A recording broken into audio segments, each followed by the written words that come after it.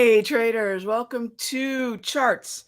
And well, I'm actually having some tea right now, but welcome to Charts and Coffee. Already drank my coffee, double shot of espresso. We are ready to go on this day after the FOMC. Great to see everybody. It was also great to see everyone yesterday for the Anderson Advisors webinar that I did with my dear friend, Toby Mathis of Anderson Advisors. And for those of you that have come to me with the question of, Rag, how do you structure your trading life, right? These are great problems to have. In fact, one of my favorite questions, and I do get them in the Sector Secrets Mastery, is, Rag, who handles your trading taxes? Who handles your taxes? And I always tell them it's Anderson, and they've set up my entities. I trade through an entity, and there are a lot of advantages. And I always know when someone asks me that, it's the wonderful first world problem of making money trading. So I love doing that. I love seeing my members say, hey, yeah, we need it, because that tells me something's going right. So that was a great presentation from Toby. I learned something every single time. And that kind of brings me to, when do I start thinking about Anderson? About mid-month, this month, I started thinking, wow, here we are starting 2024. I've reset every year. I got to pay myself, got to pay the government, and then I reset my account, and I look to grow it all over again. And every year, it's a little bit larger, a little bit larger, a little bit larger.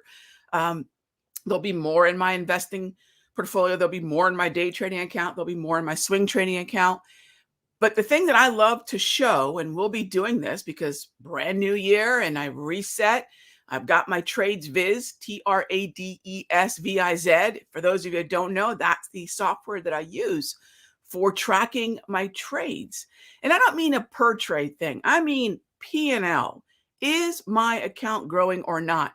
So I'm going to be sitting down this weekend and I'll be going through that. So anything that I alert out, if you're in the Simpler Central room, or of course my Sector Secrets Mastery, where I do everything, I'm going to show you how January went. I'm going to show you the losers. I'm going to show you the winners. I'm going to show you how much we risked per trade. I'm going to show you how much we made per trade. I'm going to show you the growth of my account. Because the only thing that counts, gang, the only thing we talk about, I don't talk about one big winning trade. Who cares? Is your account growing or not, right? So we're going to talk about that next week. Cannot wait. And every first week of the month, I'll recap what I did the previous month and what I see and where we're heading. So super stoked about that. Now, whether you use TradesViz or not, this is not in any way a TradesViz or even an Anderson infomercial. I'm just telling you all, there are certain parts of your trading life that there are either services or software that will help you become better. And I'm just sharing with you the ones that I use. All right. So as always, gang, I'm looking forward to next week. We are going to be absolutely getting hardcore into how did you do in January. My mastery folks I'll tell you, it was a really good month. And we're starting to see some macroeconomic clarity. I know yesterday was bonkers. I'm happy to talk about that. I'm sure it'll come up in Sector Secrets Mastery this morning and in the Simpler Central room. I'll show you where the macroeconomic chips have fallen, how we can measure it, how we can see the shift. That was frankly already in the Fed Fund futures, but broadly, we got confirmation of it. So we'll talk about all that. So let's start out with Christian says, now that January is behind us, can we look at February, March seasonality? Christian, thank you for the question. Seasonals do not matter because of two reasons. They really don't. Anytime we have overarching larger influences, right? Seasonals, by the way, gang, as applied to currencies, treasuries, and indices, that's actually not really a true seasonal. Think about where seasonal started. Corn, wheat, things that had to grow, things that were harvested, planted, had to be transported, have to be stored, right? There's a seasonal cycle to when you can grow wheat, right? There's a seasonal cycle to what could happen to soybeans if the weather isn't right. Yeah. There's also different implications of how much wheat is planted versus how much corn is planted, things like that. But those are true seasonals. The number one seasonal this year is going to be the dovish pivot from the Federal Reserve. The number two seasonal, and I hesitate to even bring it up because I loathe the topic, but there is an impact, is the election cycle. There is an election cycle rhythm. And that's gonna supersede any kind of sort of rhythmic seasonal that we would see year to year. So no, it's not going to influence me at all because we already know what the two big influences are. And by the way, the number one is the Federal Reserve. All right. So thank you for the question. That's a great one to kick it off with. All right. What do I think about cybersecurity stocks? I'll tell you, I really haven't put that much thought into them. There's a couple different ETFs where there tend to be, I'm trying to think. I look at sometimes CLOU because there's an overlap with, was it CIBR, the ETF? I really don't put that much emphasis on a particular sector unless it's outperforming, right? So if it's in a trend, I like it. It's just as simple as that. And if within the trend of that sector, of that niche, of that industry, the top weighted stocks are also moving with it, I'm absolutely all for it. So CIBR, CLOU, it's a tech story, right? Panther, it's a tech story. So I'm generally still bullish tech, even though this is going to be a raucous week for tech because 5 of the 7 magnificents, as they're known, are releasing earnings this week. All right. When I talk about being long a stock, what time frame is long? Dimed out, it depends on the time frame that I'm looking at. So 45 days, not usually. Where's my expiration? If I'm looking at a 1 hour swing, if I'm setting up a 1 hour swing, meaning the setup, the price action, the indicator reads are based on a 1 hour time frame. My time horizon's usually less than 5 days. It's 1 to 3 days on average, I'd say. If it's a daily time frame, my minimum is sort of in that 2 to 10 day range. It could last all the way to expiration. For me, I don't want to be usually on a daily time frame less than 21 days. All right. The title of the show is A Year Ahead. Oh, did I do that? Okay. Raghee will always trade what she sees and not what she thinks. George, you are spot on. Absolutely. Awesome. How does the SPX track or align with the ES? They're the same thing. They're the same thing, gang. They might be measured in a slightly different way. Look, SPX is nothing new. SPX has been around for a long time. It's just coming back around in popularity. If you're a really, really large account trader, SPX is great because it's just massive, right? Most traders, and I would not put myself in a massively large trading account. I don't do that, right? I like to split my money up between multiple time horizons and multiple styles. However, ES, SPX, MES, SPY, they're all really pretty much the same thing. The S&P 500, which is a high concentration weighted index of financials, tech, healthcare, right? So there's a lot of different ways. I'm sure I'm leaving some S&P type symbols out, but there's many, many ways. And there's leverage styles, right? The reason I like the ES is, look, some people might say, Rog, the SPX might be larger. It's what everyone's looking at. That might be true. And what I really need to do one day is just have, maybe on a Saturday, an SPX, S&P, how to trade it breakout session. The reason I like the ES is really simple. It trades with liquidity 23 hours a day. That means that I'm getting a nice fluidity, right? I'm getting a nice fluidity of opinion, volume, attention. And so the read using indicators, the read using price, the read using volatility and volume is just smoother. And I don't want to use the word right or wrong. It's simply more complete. I hope that makes sense. Just more complete. Now, if I use here's the part you all want to know. If I use the ES to trigger SPX or even SPY, I'm going to get more and more accurate triggers. That's the end of the story because I'm looking at 23 hours. Everything's more fluid. Think about the fact that if your indicator has to stop calculating because the session is over, 9:30 to 4, what happens? You have a great big hole where your indicator wasn't cranking away, where your price action, volume, volatility wasn't cranking away. So what has to happen? It has to warm up. By looking at the ES, which has already been trading right now for hours and hours, I've got a running start. I don't have to wait 5, 10, 15, 20, 30, 60 minutes to get an idea of what's going on. I've got a running start. Think about the edge you have on someone who's looking at, say, SPY or SPX, waiting for a setup. We can use ES for that. So if nothing else, tell your friends, why use ES to trade SPX? 23 hours, more accurate, more often we get our triggers. All right, so that is that. And does it align? Absolutely, absolutely.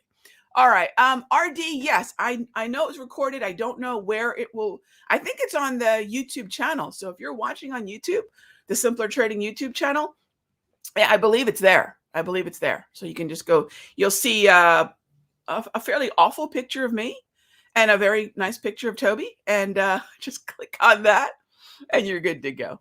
All right, what is the difference between the yellow and purple lines? Mike, it's really an aesthetic difference to pair them up. The two yellows belong to each other. The two purples belong to each other. It doesn't really matter the color. It's really just to pair up the two horizontal lines of the box. That's really it. Yeah. Can we look at gold on the daily swing time frame? So gold, I'm going to be a little biased here, Green Eggs. We're long gold, right? And I want to get long again. And if you want to get long in gold, we're continuing to be bulls, right? So my bias is to the long side because we just rolled out of a winning trade in that. When the price action reaches, and by the way, that ES, SPY, SPX thing is not the only place we would do that.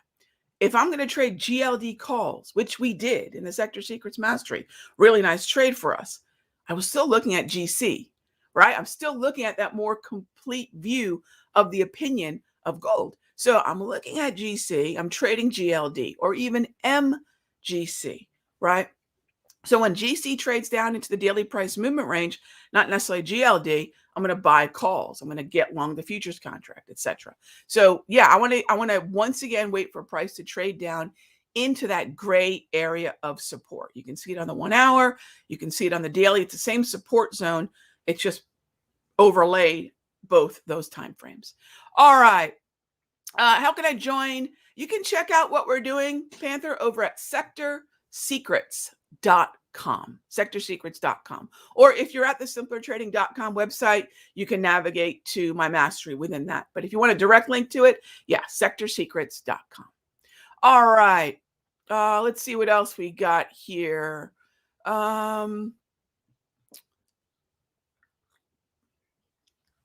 Ooh, tea leaf. All right.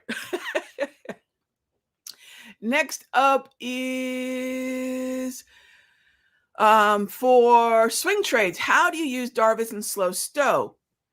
Slow stochastic, which is this oscillator at the bottom of my chart, is based on using it in a choppy market. So it's not about how do I use slow stochastic for a swing. A swing is just a style of trading that is overnight. Typically, I like to take advantage of an hour or daily time frame in the daily price movement range. So that's usually what my swings are going to be.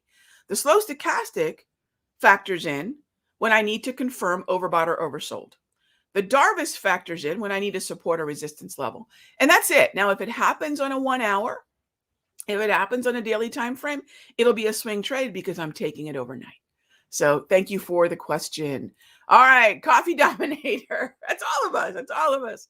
Are your targets for short-term swings mostly set on my indicators or a risk-reward ratio that you predetermined before the trade? You know, it's funny. Years ago, the Trish boss and I did a class called Exits and Entries. Not entries and exits, exits and entries, because we have to know our risk before we enter the trade. I think a lot of times we're thinking about how do we get in, and not under what situation would I get out? Under what risk reward ratio is this trade not valid? At what price level is it no longer something I want to be in? So exits and entries. So I love your question. Do I use a risk reward ratio? I do not, because most of them are just made up. What do I mean by that? Some people say, well, I'll only trade a 1 to 3 risk to reward ratio. So they'll say I'll risk arbitrarily 20 cents and I'm going for 60. But does that actually pan out in terms of support and resistance on the chart, or even the typical volatility of that chart? So most of the time, if people are saying I've got a 1 to 3 risk reward and that's fixed, they're just superimposing that over everything. They're not respecting volume, volatility, and typical movement. That I can tell you because I've seen that forever. Right. So if we're going to just randomly pick something, why not 1 to 10? Right. Okay. So I don't like that fixed risk reward. However, because I am typically going to be risking somewhere between 15 to 25% of premium paid when I'm buying an option, I do tell my traders that one optional target, because I don't like percentage based exits, right? Cutesy, we made 50% of the trade, but we bought something for 20 cents and it went to 30. It's $10, right? So I don't like that percentage stuff when it comes to using that as a reason to exit a trade. I'm looking for dollars, right? I'm looking for points. So that said, one thing I do say, if we want to keep a 1-to-1 or even a 1-to-2, right? If I'm risking 15 or 25%, if we get to 25 or 50% on our return, then I'll say, okay, there's an optional target there. Cool, right? Because then some folks like to have that risk reward ratio. I've never been a slave to it. I think a realistic risk reward is 1-to-1, maybe 1 to 1.5. I don't want to have an upside down risk reward. That's for sure. But it's never been my main determining factor as to whether I'll take a trade or not. The main determining factor is how much risk to my account, right? And that's not a risk reward conversation. And how much risk to my account is far more important. Yeah. All right. Could I review XLV? Yeah, what we see on XLV is a sector that has generally benefited greatly from sector rotation, Ren. Yes, so when we look at laggards of last year, like energy and healthcare, XLV is healthcare, we know that as we went into Q1 of 2024, we see that XLV has been moving higher. And Johnson & Johnson, Merck, Abbott, Thermo, Danaher, Lilly, these have been generally moving higher with it. XLV itself can be a little spotty on the liquidity of the options, but definitely can be an ETF you can trade if the liquidity is there. The 140 handle probably has pretty darn good liquidity. So what I'd like to see is the price action move down into that gray zone, which is the support based on historical volatility, and we'll get long in that window. All right. All right, cool. All right, next up is Pierre asks, is SMH off limits for a while because we were right after AMD? The stock, I like to wait 1 to 2 days after earnings before I want the dust to settle, right? So I'll wait 1 to 2 days for the stock. But as far as the sector, no, or other related stocks that might be affected by the knock-on effect, no, I don't mind going into those a little bit sooner as long as those individual stocks are not dealing with earnings either. But no, SMH is fine because it's a little bit more it's a little bit more diluted. That's the word I would think. It's a little bit more diluted in terms of the way in which a single stock could affect it. Now, if it's an Nvidia, right, that's pretty significant. If it's a heavily, number 1, number 2 weighted stock in the sector, then it makes sense to be a little bit more patient. But for the most part, the individual stock, it's a 1 or 2 session sort of guideline before I'll engage it. But the sector should be fine unless it's an NVIDIA type weighting, since we're talking about SMH. All right. I wish you all could see some of the comments I get. Hey, oh my gosh. I'm just looking at this one. Manuel, bye-bye, banned. Oh my gosh, that might be the most obnoxious one yet. I can't even read that one out loud. Wow. Okay. Anyways, wow. All right, gang, have a great one. Have a great one. I'll see you tomorrow. Same time, same station. Be good to each other, gang. Except for Manuel. You go walk into traffic. All right. Take care. Yeah, I'll tell you about what he said in a minute. Oh, that is not PG-13. Take care.